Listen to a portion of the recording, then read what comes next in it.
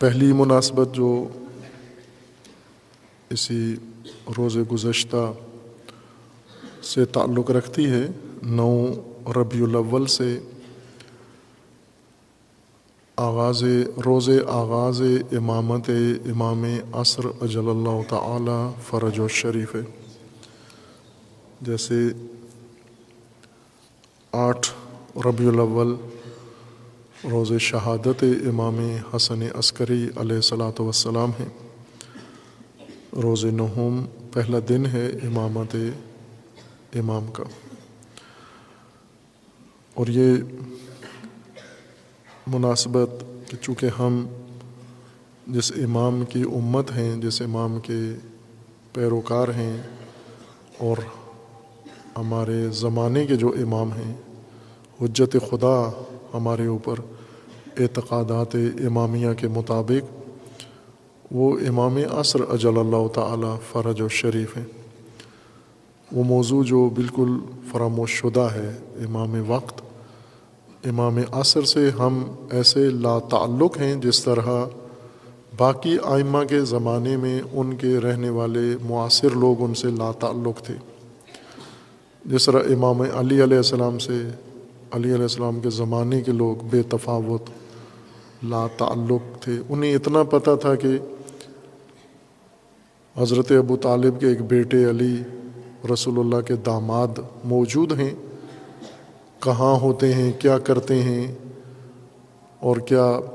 ہمارا ان سے تعلق ہونا چاہیے، اس کی طرف انہیں کوئی خاص دلچسپی نہیں تھی، نہ حساسیت تھی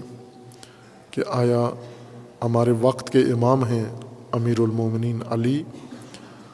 تو ہم اپنے وقت کے امام کے تقاضے بحیثیت امت ادا کر رہے ہیں یا نہیں کر رہے۔ وہ معرفت امام وقت کی، جس کے متعلق رسول اللہ صلی اللہ علیہ وآلہ وسلم کا بھی فرمان ہے، وہ معرفت ہمیں ہے یا نہیں، اور اطاعت جو سب سے بڑا حق ہے امام کا امت کے اوپر، وہ حق ہم ادا کر رہے ہیں یا نہیں۔ اور بعد میں بھی اسی طرح ہوا، ایک ایک کر کے ہر امام کے زمانے میں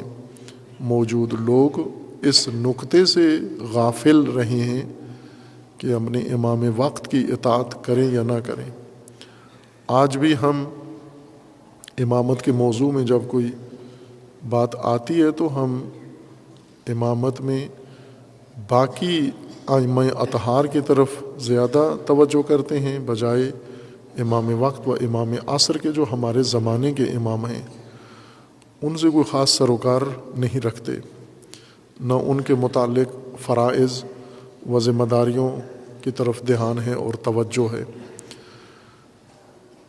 بس ذہن میں ایک اعتقاد ہے کہ ایک امام وقت ہیں، پردہ غیبت میں ہیں، چونکہ غائب ہیں، نہ ان کا ہم سے تعلق ہے، نہ ہمارا ان سے تعلق ہے۔ واقعاً ہم نے ان کو غائب جان کر، غیر حاضر جان کر اور قطع تعلق کر لیا ہے، اور ان کی جو امام وقت کی اطاعت کے تقاضے اور معرفت کے تقاضے تھے،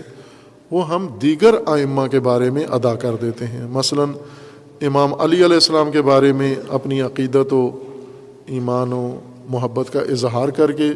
کافی سمجھتے ہیں، امام وقت تک بات آنے ہی نہیں دیتے۔ امام حسین علیہ السلام کا سوگ منا کر اکتفا کر لیتے ہیں، اور بات آگے امام وقت تک آتی ہی نہیں ہے۔ یا جس طرح علماء فقہا ہیں، امام صادق علیہ السلام کے اقوال پڑھ کر اور بیان کر کے آ کے امامت ادا کر دیتے ہیں، اور امام وقت تک کوئی بات پہنچتی ہی نہیں ہے۔ سب سے اہم جو بات ہے وہ یہ کہ باقی ائمہ کو فقط اطاعت درکار تھی، جو نہیں ہوئی۔ امام وقت کو اطاعت سے آگے بھی ضرورت ہے ہمارے عمل کی، اور وہ ضرورت یہ ہے کہ وہ عوامل جن کی وجہ سے ہم محروم ہیں اپنے امام وقت کی زیارت سے، ان عوامل کو دور کرنا، برطرف کرنا، اور امام کے ظہور اور امامت کے ظہور کے لیے میدان ہموار کرنا، جسے انتظار کا عنوان دیا گیا ہے۔ یہ اصل فریضہ ہے اس وقت موجود مومنین کا، نسل حاضر کا، کہ اپنے وقت کے امام کے ظہور کے لیے اور امامت کے ظہور کے لیے اور وعدہ خدا کے تحقق کے لیے اپنی ساری زندگیاں وقف کریں صبح و شام، اپنے وسائل، اپنے اموال، اپنے نفوس، اپنی اولاد ساری امامت کی راہ میں اس طرح پیش کریں۔ لیکن جو عملی صورتحال ہے وہ درست نہیں ہے کہ ہم تبرکاً امام کا نام لے دیتے ہیں یا دعا کر دیتے ہیں، لیکن اس سے آگے امام وقت کے لیے کوئی اہمیت کے قائل نہیں ہے۔ امام، شخصیت امام، جسم امام ہم سے دور ہے یا ہم ان سے دور ہیں